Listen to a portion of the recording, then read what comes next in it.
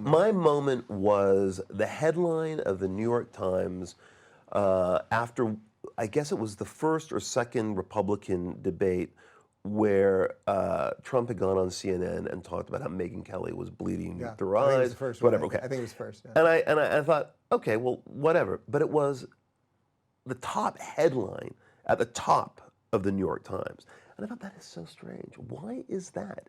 To humiliate Trump to some degree. This was just something that you could kind of talk about minimally, but to create an entire narrative over this in order to humiliate him or to get him canceled was the beginning for me of like, oh, there's something else going on. There's a secret history here.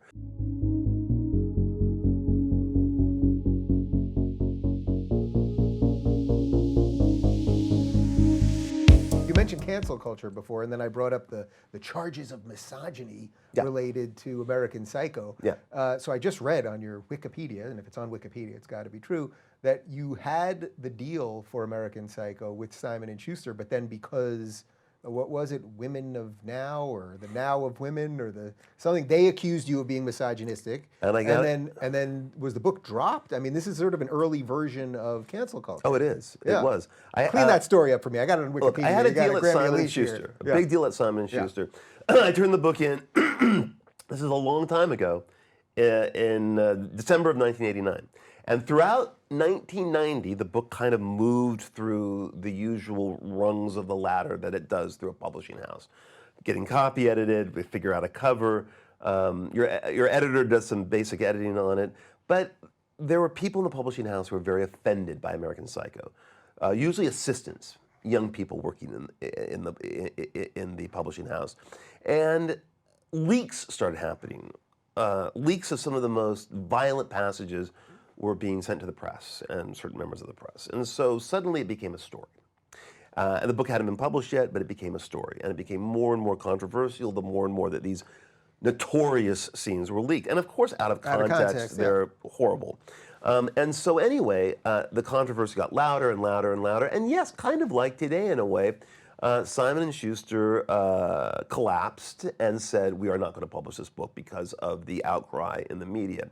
Now, this is another thing that happened then, is that it was actually the corporation that owned Simon & Schuster that demanded the cancellation. It was Gulf and Western, who owned Simon & Schuster, and the head of Gulf and Western did not like the controversy, did not like the fact that his corporation was being blemished by this book, who ordered the cancellation. I knew the head of that company, of Simon & Schuster, quite well, and I knew that he wasn't the one who canceled it, but he was the fall guy.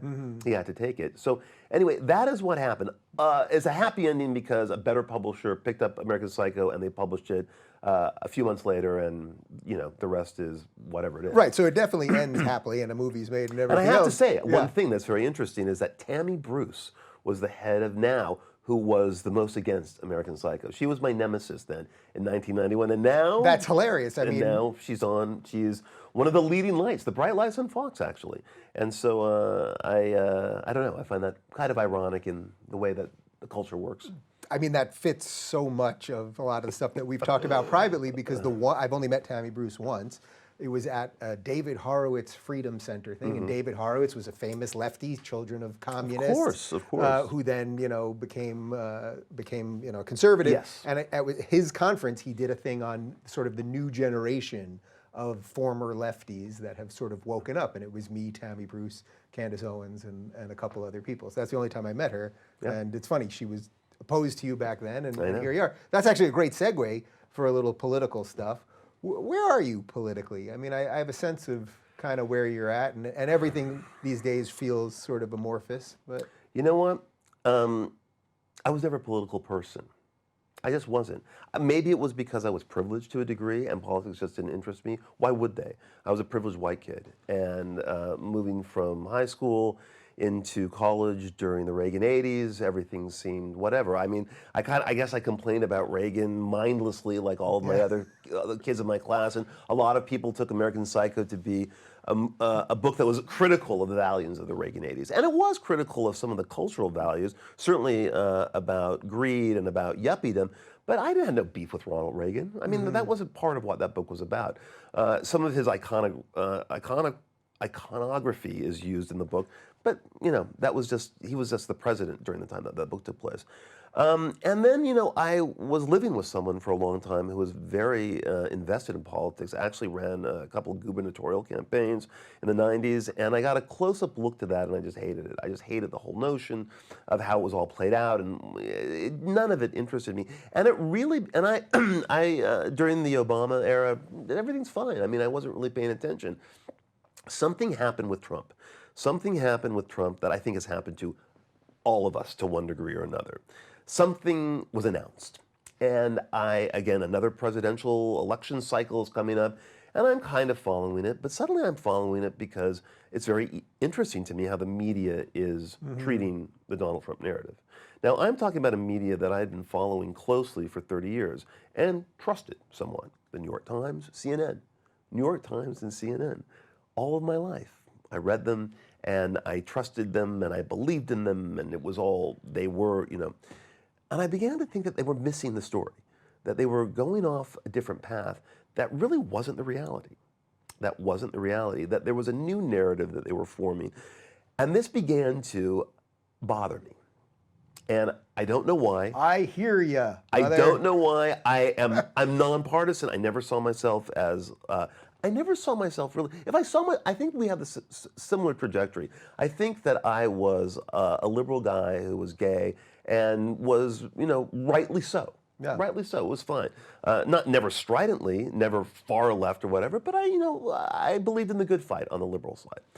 Something happened. I began to see that this side was curdling. Yeah. Do you remember a moment? Because a lot of people have like the moment. Yeah. What was your moment? My moment was the headline of the New York Times after, I guess it was the first or second Republican debate where Trump had gone on CNN and talked about how Megyn Kelly was bleeding through her eyes. I think it was the first whatever. One. Okay. I think it was first. Yeah. And I thought, okay, well, whatever. But it was the top headline at the top of the New York Times. And I thought, that is so strange. Why is that? To humiliate Trump to some degree? This was just something that you could kind of, talk about minimally, but to create an entire narrative over this in order to humiliate him or to get him canceled was the beginning for me of like, oh, there's something else going on. There's a secret history here.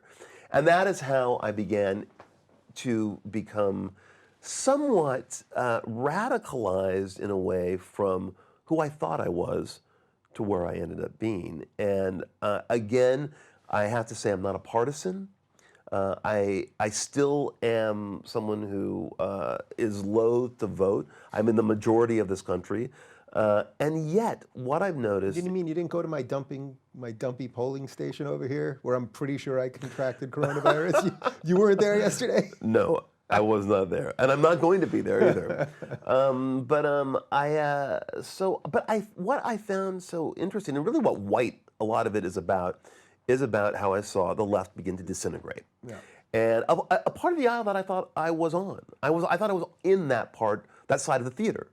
And I realized that I'm not, and I don't want to be on this side of the theater if it is this hysterical, this crazed, and also I really hated the creation of narratives that were obviously not true that were being used to undermine a legally elected president, whether I liked him or didn't like him.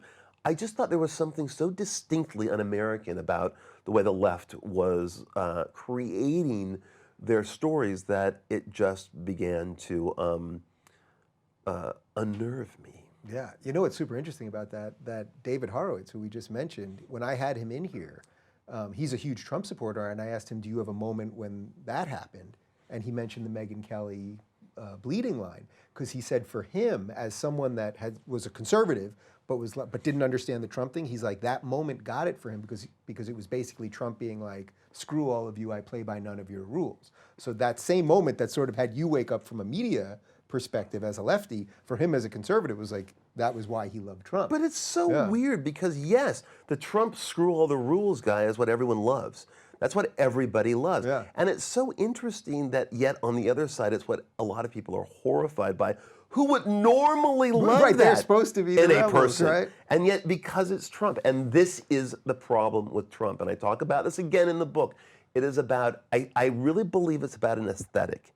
It's about this guy and what he looks like. And I always have said that if Trump was in the package of a Mitt Romney, it might be more palatable for a lot of people. And we certainly would not have this kind of like, what is truly, I believe, Trump derangement syndrome. If you're looking for more honest and thoughtful conversations about politics instead of nonstop yelling, check out our politics playlist. And if you want to watch full interviews on a variety of topics, watch our full episode playlist all right over here.